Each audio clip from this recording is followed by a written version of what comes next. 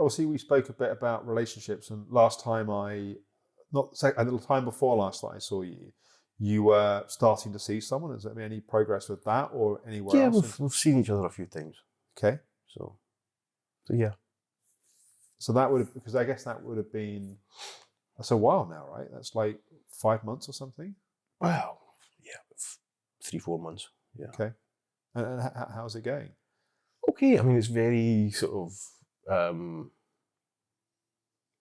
yeah, it's kind of slow going. I mean, because obviously I live in London and she lives in Cambridge, and we both worked 2 jobs.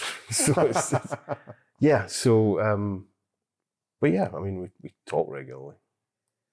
You know, I do have sort of some concerns about it, but yeah, I'm not a bit concerned that, you know, I mean,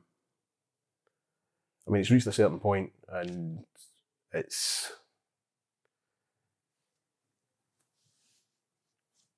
a little bit of trepidation, simply because, I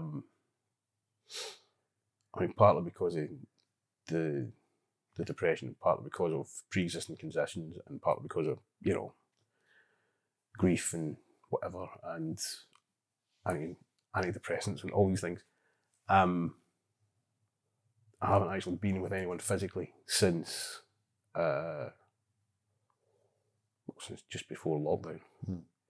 So there's a certain anxiety about that. Yeah. But other than that, nothing's just progressing. Say more about the anxiety that comes up. What's the fear? Just an anxiety that nothing will come up. to put it mildly. You've always got away with words, David. Yeah. So I mean, no, but it is you know, it is a concern. Yeah. Yeah. And you know, because of the strokes and stuff, you know, it was always a small concern anyway. Yes. Maybe small. You know, so it's like the David Niven quote, "There's a man who's upfront about his shortcomings." So yeah, so it's always been a consideration ever since I had the strokes. And I just think, you know, because of everything that's happened over the last 2 years, I'm content to take things slowly. Yes. And at the moment she seems to be as well, but I just don't know how long that'll last. Yeah. Have you talked about it? No. You said that like I made the most absurd recommendation you've ever heard. Yeah, I mean, because you know, yeah, I don't, you know, we haven't talked about. I mean, we've only really been on like 4 or 5 dates, you know, so it's. But it sounds like it's been quite a regular contact outside of that. Yeah. Like there's clearly something that's happening between the two of you, which is more than just sort of friends that meet up from time to time. There's clearly some chemistry and some dynamic that's there. When you think about talking about it, what comes up? I don't know. I don't know. I mean, it's just never. I mean, it's not really something I've thought about when we're out on a date or anything like that. You know, it's more when I'm on my own to think about it. So,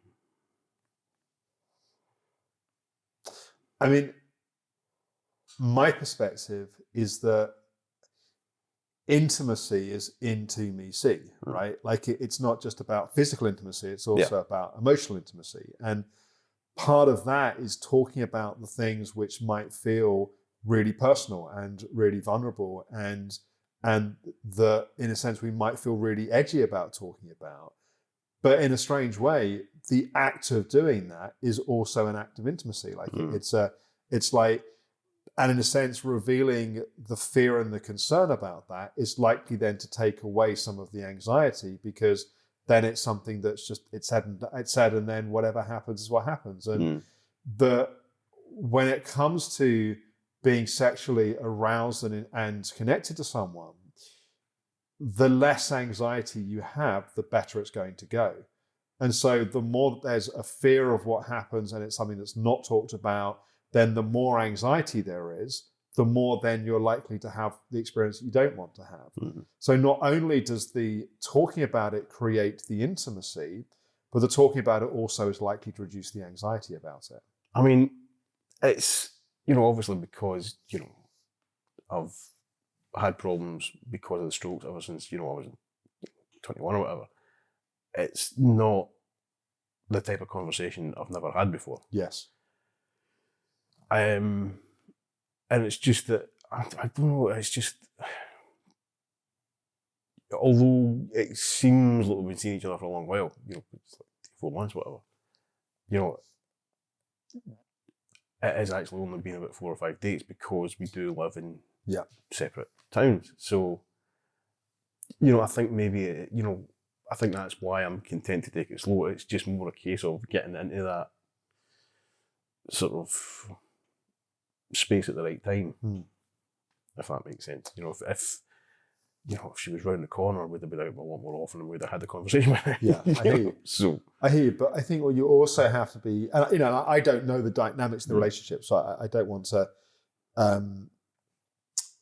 overanalyze something that I'm not kind of seeing directly, but I'm mindful that there's a danger that your anxiety about being intimate means you're more comfortable taking it slowly.